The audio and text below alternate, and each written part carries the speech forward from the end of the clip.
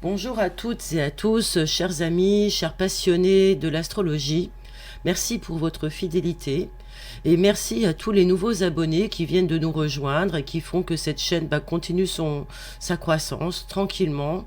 Nous sommes donc en partage sur des notions qui nous sont chères, reliées par les étoiles. Et donc je m'appelle Françoise Lafoy, je suis astrologue et je suis toujours ravie de vous retrouver. Aujourd'hui, je vais vous parler de la pleine lune du 16 février qui aura lieu donc à 17h56 heure de Paris.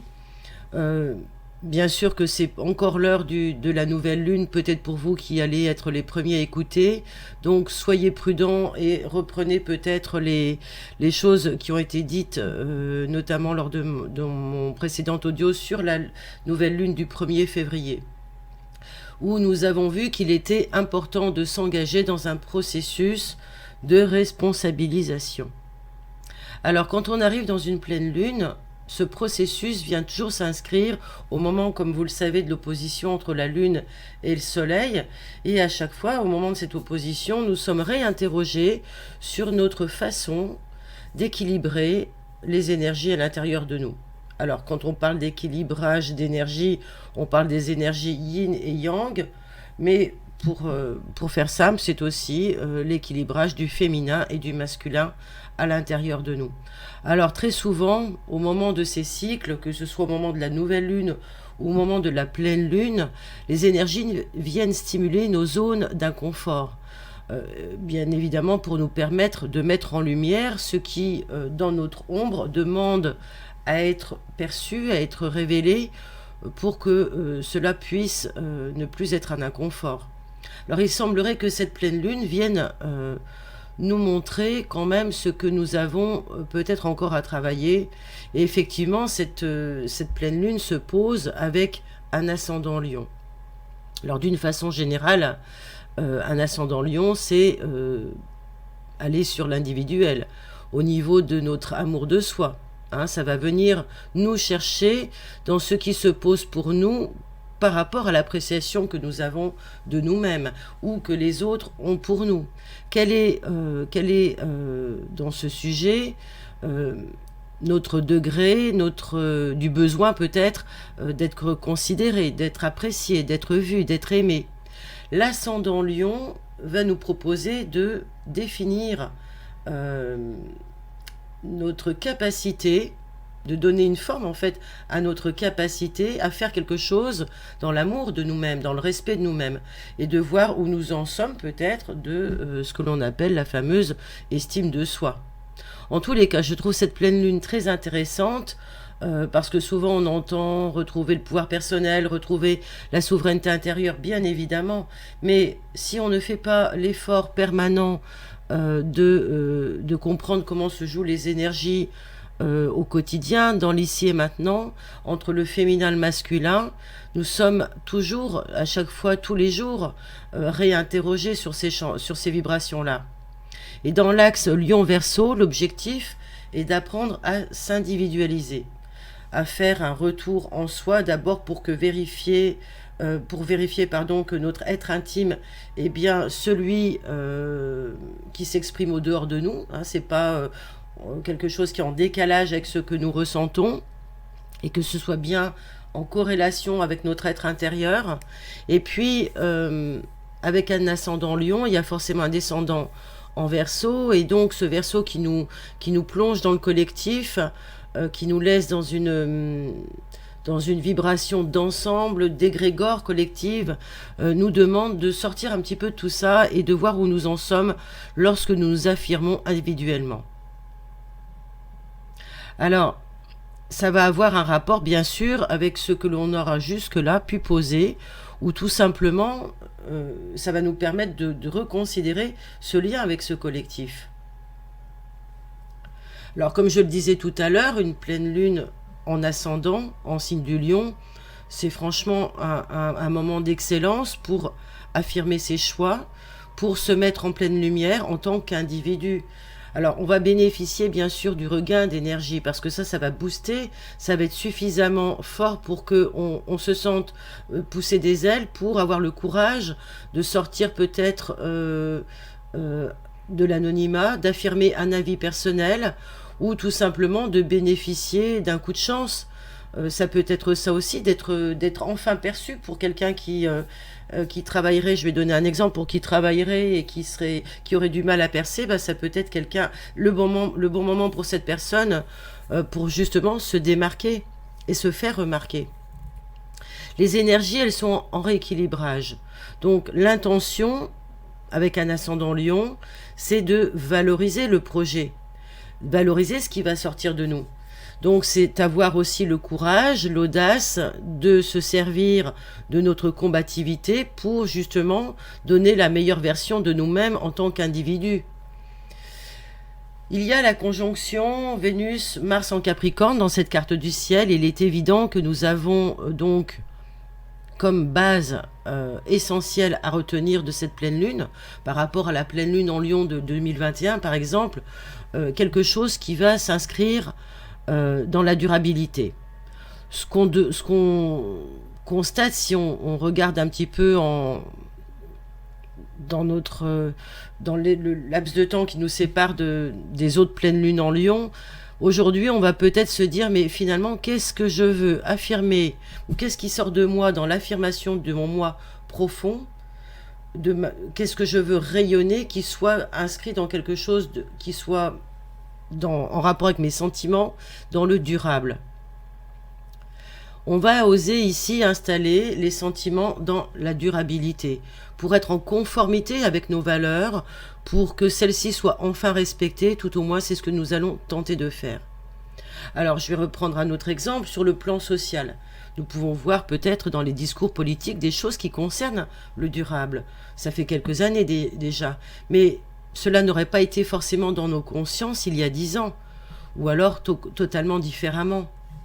Aujourd'hui, on s'appuie sur nos valeurs profondes, nous avons été entamés, nous avons été blessés même à l'intérieur de celles-ci, et aujourd'hui nous avons pour ambition de les réinscrire dans quelque chose qui va nous amener plus loin.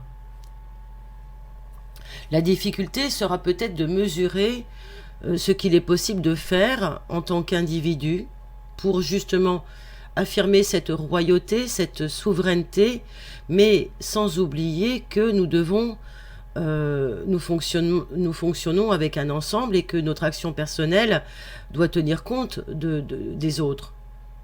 L'affirmation de soi, de son projet qui demande à sortir du collectif, du on, demande à tenir compte pour ce faire d'une justesse d'équilibrage entre notre féminin, notre masculin, mais aussi entre notre moi par rapport aux autres. Comment ça se passe dans le je et dans le nous. C'est dans ce rapport-là que nous aurons à mesurer la valeur de notre avancée et sa signification dans le temps, sa durabilité en fait. On va pouvoir, si on s'appuie sur des choses qui sont respectueuses de toutes les parties prenantes, on va pouvoir inscrire les choses dans le vivre ensemble et dans la durabilité. Alors, en ce début d'année, nous voyons bien qu'il n'est plus possible de ne pas tenir compte de l'autre, même si tout est fait pour que ces autres soient à l'extérieur de nous, séparés, on est ou confondus, on est quand même mesuré à notre sentiment de frustration, à notre sentiment d'inexistence lorsque l'on tente d'affirmer ce que l'on est. Eh bien, on se rend compte que finalement, ce que l'on est au fond de nous, ce que l'on aimerait voir dans ce monde, n'existe pas encore, qu'il faut le créer. Et c'est à cet endroit que nous sommes interrogés, à mon sens. Alors, par exemple, dans une pleine lune de ce type, on peut voir les énergies mettre en relief des choses, des aspérités qui ne s'équilibrent pas dans le respect des parties. Et c'est ce que nous allons voir partout autour de nous, aussi bien dans nos vies privées que dans nos vies sociales et dans la vie collective. C'est valable donc dans notre environnement, mais dans la société dans son ensemble. La carte du ciel de cette pleine lune comme vous le voyez, pose un dessin planétaire avec une figure de T carré. Vous connaissez maintenant le principe des T carrés. Il y a toujours une planète en apex qui va dominer l'opposition. Et là, en fait, il ne s'agit pas d'une planète, mais il s'agit du nœud nord.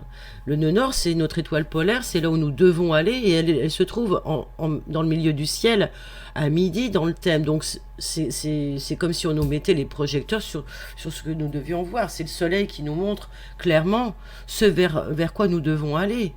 Alors, la démarche de cette pleine lune, elle est collective, mais elle est individuelle, vous le savez bien. Cette démarche, c'est peut-être de faire ce mouvement d'affirmation de soi et de se lancer dans cette initiative avec, enfin, un regard peut-être plus aimant, un regard bienveillant, un regard peut-être plein d'amour et de considération pour que ce que nous souhaitons comme bonheur et de bon et de juste pour nous soit possible. Uranus est dans la maison 9, dans cette carte du ciel, et ça vient nous bousculer dans le domaine de nos croyances et de nos paradigmes qui sont quand même pour le coup, à mettre au pilori. C'est vraiment le moment pour affirmer ses choix, de se détacher et de bouleverser pour avancer les choses éducationnelles qui ont été jusque-là acceptées comme vraies, parce qu'on ne les avait pas vérifiées, qu'on était dans un rapport peut-être soit de confiance aveugle ou de... Voilà. Mais aujourd'hui, le moment est de rompre avec tous les attachements malsains, avec des rapports matérialistes d'attachement qui peuvent conduire dans des excès de possessivité aux choses, aux concepts, aux croyances. Et il faudra considérer cela pour se rendre compte enfin que ce qui nous attache ne nous permet pas de nous lier à notre état de bonheur intérieur, à notre état de bonheur collectif. Il va falloir faire la différence entre ce qui nous attache à une pseudo-sécurité et à ce qui pourrait nous lier à une conscience individuelle de bonheur pour nous-mêmes et pour les autres. L'incitation est grande de ne penser qu'à ce qu'il faut pour nous. C'est vrai, on a envie d'avancer pour soi, on a envie de faire les choses pour soi, ne serait-ce que pour maintenir notre sécurité, plus basiquement. Très clairement, dans ce contexte, aujourd'hui, les changements radicaux qui sont dans le monde du travail, par exemple, nous demandent de nous sécuriser, nous demandent déjà de mesurer cela de prime abord. Donc, l'état de mieux-être n'est pas directement le premier projet, hein. Ça va être la sécurité dans un premier temps.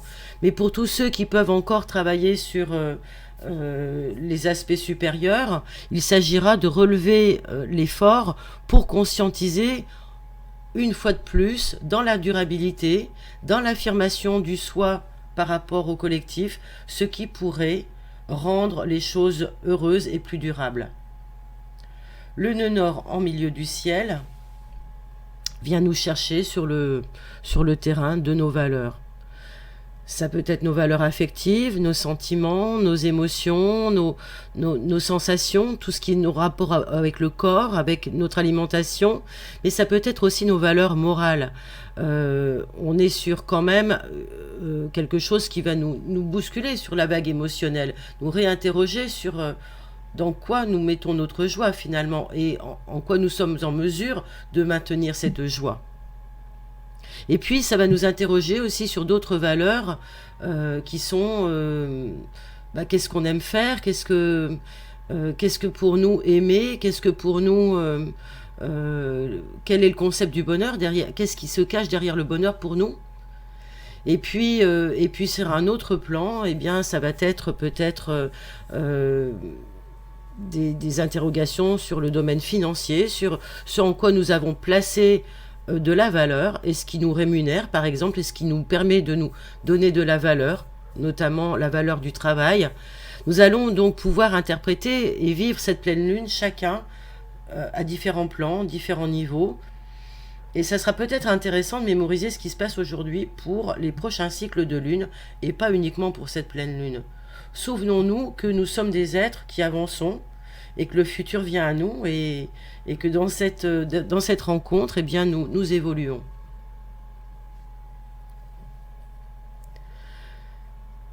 Pour autre exemple, je dirais que nous pourrons retenir que nous avons à voir ce qui en nous manque d'estime de soi, pour nous permettre d'être stables, mais aussi tout simplement pour nous permettre d'être dans la mise en œuvre de ces valeurs, pour prendre notre place dans la société, dans nos familles, dans notre projet, dans notre travail, sachant que cette démarche qui s'inscrit dans ce mouvement lunaire, eh bien, elle constitue un pain sur la planche annuelle. On va devoir s'en occuper tous les jours de l'année, et même encore après.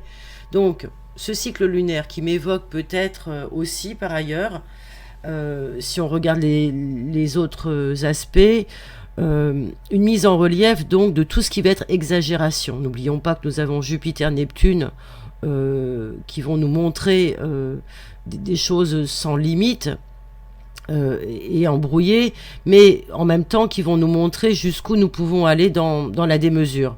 Alors, pour nous permettre d'être stables et d'être en sécurité, en lien avec nos valeurs, il va falloir peut-être voir en quoi nous avons créé, comme je le disais tout à l'heure, de l'attachement plutôt que du lien aux autres. Et cela aussi par rapport aux choses, par rapport à l'argent, par rapport au travail, par rapport à tout ce qui nous relie dans la société. Alors quand je pensais à la monnaie, ça peut être une période effectivement marquante, décisive au niveau de la tournure que vont prendre les marchés boursiers. Le monde des banques peut être ébranlé. En tous les cas, il peut y avoir déjà même si on sait que les prémices, elles sont là, bien évidemment, je n'invente rien, mais pour moi, cette pleine lune évoque quelque chose qui va être significatif. Alors peut-être que ce seront que les spécialistes qui s'en rendront compte et que nous verrons, nous, d'une façon plus globale, les conséquences dans quelques temps. Mais en tous les cas, ce qui se passe aujourd'hui mettra à mal les traditionnelles monnaies d'échange. Cela aussi pourra être sur le plan de l'immobilier, quelque chose qui va venir bousculer tout ce qui est l'ancien rénové. Moi, je pense que tout ça, ça peut être dans le collimateur des mesures et des règlements, des lois à venir. On est en train d'essayer de modifier tout ça, de modifier ce qui gère, les rouages de l'immobilier et le fonctionnement, on le voit avec les énergies, tout simplement. On ne peut plus construire les maisons de la même façon si on veut aller dans la durabilité. Mais aujourd'hui, le monde écologique peut se trouver justement heurté avec ce qui se passe sur les plans financiers. Alors, la figure par ailleurs de cette pleine lune montre à l'extérieur de nous ce qui fait que nous en sommes encore là à balbutier sur certains plans et en même temps nous sommes en chemin parce que ça fait partie de notre évolution. Alors, bien sûr que ça va montrer ce qui ne va pas dans le collectif et on va observer autour de nous la façon qu'ont certains individus, même des individus connus, de se démarquer. Alors, on verra bien parfois qu'il y aura des tentatives maladroites avec des actions qui sont bloquées dans les énergies des mondes inférieurs, des apparences. Bon, voilà, on a beaucoup de choses comme ça qui sortent et on dirait que c'est une course à qui mieux. Bon, et puis en même temps, on a aussi les aspérités de communautarisme qui peuvent se déployer avec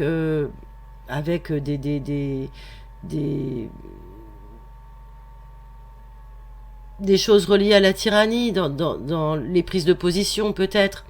Alors, pour cela, et j'ai trouvé intéressant de vous le partager en rapport avec ces énergies de février, moi j'ai trouvé vraiment, comme toujours, mais j'ai trouvé vraiment très intéressante la dernière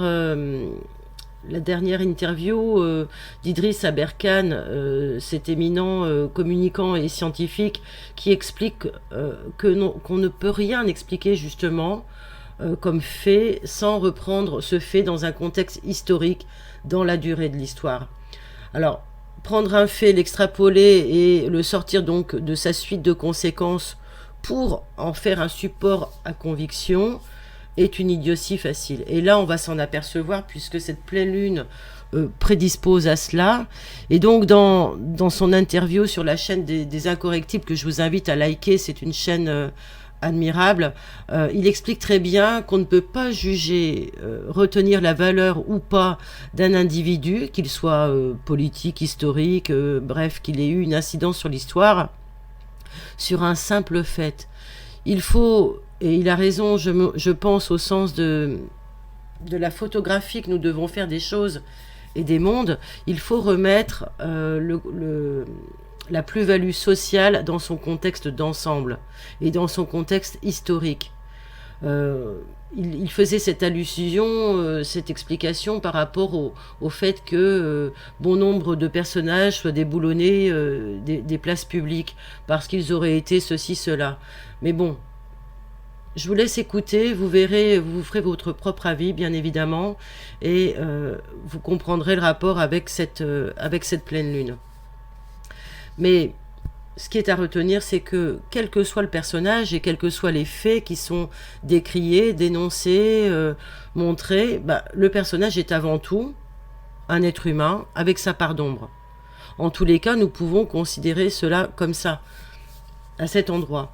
Et dans cette période de février, les choses de cette pleine lune sont, à mon sens, installées dans une énergie beaucoup moins agressive que la pleine lune de 2021, qui avait un Mars plutôt virulent, mais plutôt inscrit dans une volonté donc de marquer la différence, de marquer le monde qui nous entoure avec ce qui est notre griffe personnelle.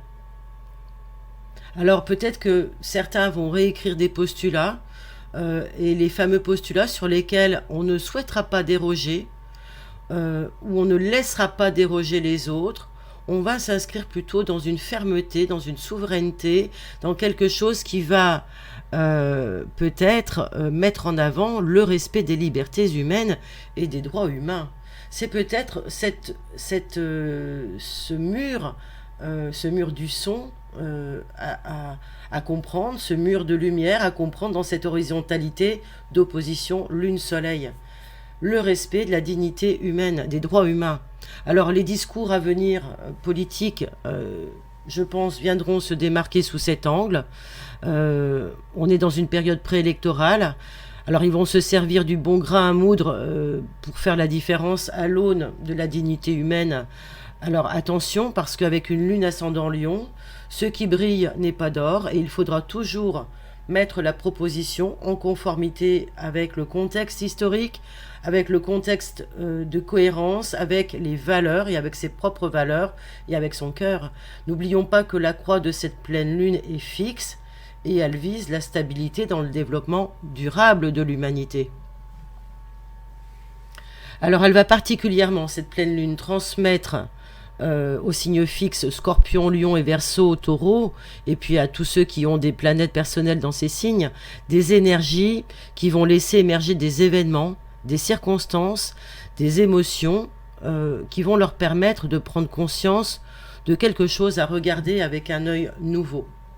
Il va y avoir vraiment du changement, je pense, plus pour ces signes-là. C'est eux qui vont peut-être dire ok, on veut bien réécrire ce qui va nous inscrire dans la stabilité, mais à condition que. Et ce à condition que des signes fixes va nous donner le là pour toute l'année à venir. Prise dans la figure de T carré, le nœud nord en Taureau, le soleil en Verseau maison 7, on est aussi sur une résultante de l'initiation précédente, de la nouvelle lune du 1er février, qui vient nous montrer que finalement, il y a une part de nous-mêmes qui n'est pas le meilleur, et que cette part peut être assez mortifère, et que cette part, elle doit être lâchée, puisqu'elle est reliée à ce nœud sud en Scorpion. Alors l'ambiguïté de cette pleine lune, c'est de nous laisser peut-être influencer par un mental qui risque d'être sous l'influence de notre subconscient.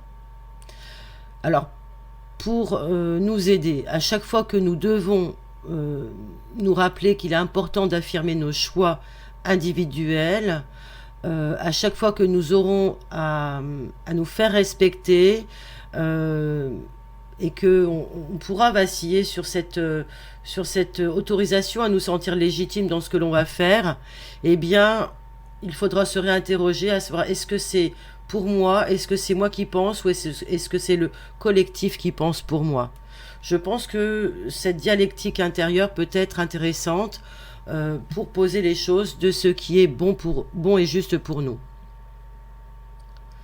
Alors, en dernier lieu, pour aller sur la fin de cet audio, bon, vous remarquerez donc cette pleine lune qui va aller jusqu'à la prochaine nouvelle lune.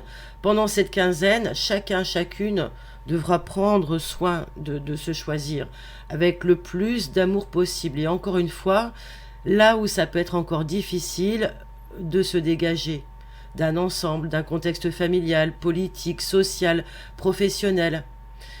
Je vais vous donner l'exemple des invisibles.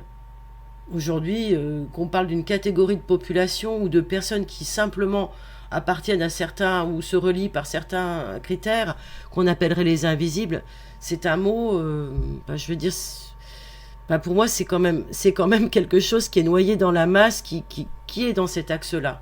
Lion, Verseau, eh bien ces invisibles, aujourd'hui, ils vont avoir la possibilité de se rendre visibles. Ils doivent s'affirmer dans leur pouvoir individuel, de montrer ce qui constitue l'ensemble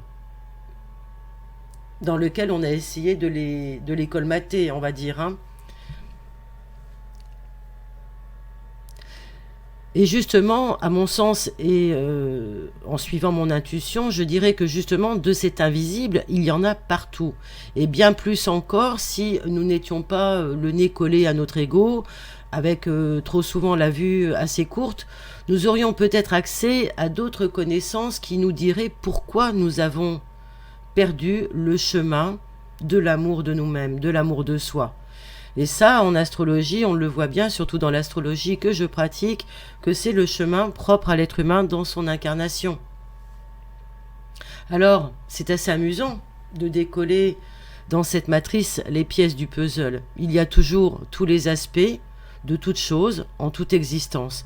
Et de ce fait, les énergies lunaires permettent à chaque partie prenante de reprendre justement ces parts invisibles en nous-mêmes et de les rendre visibles d'une certaine façon, et cela pour comprendre ce qui se passe dans toutes les sphères. Nous n'avons qu'un seul but dans cette croix fixe, c'est le nœud nord, et le nœud nord nous invite à regarder ce qui est à déjouer dans les manipulations occultes, dans tout ce qui peut être de l'ordre de l'emprise, de la domination, sous la forme de prise de pouvoir, aussi bien au niveau des agrégats et des fonctionnements de nos sociétés, sur tous les plans économiques, nationaux, internationaux, financiers, aussi bien que sur le plan de l'information. Nous avons à déjouer cela à l'intérieur de cette croix fixe.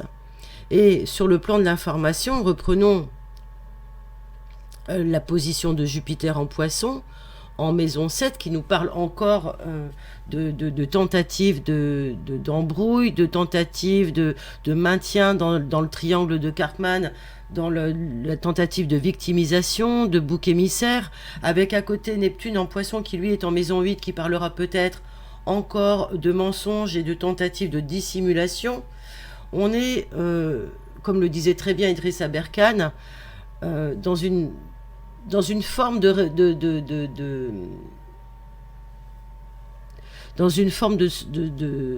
réalité, enfin pour moi c'est pas la réalité, mais dans une forme dans une occurrence qui nous fait penser que faire marcher la planche à billets est plus facile que d'assumer peut-être l'endettement et le marasme sous-jacent voulu par toutes ces politiques étatiques. On maintient une pseudo-paix sociale en délivrant des chèques de 100 €, des chèques énergie, et du même coup, on permet toujours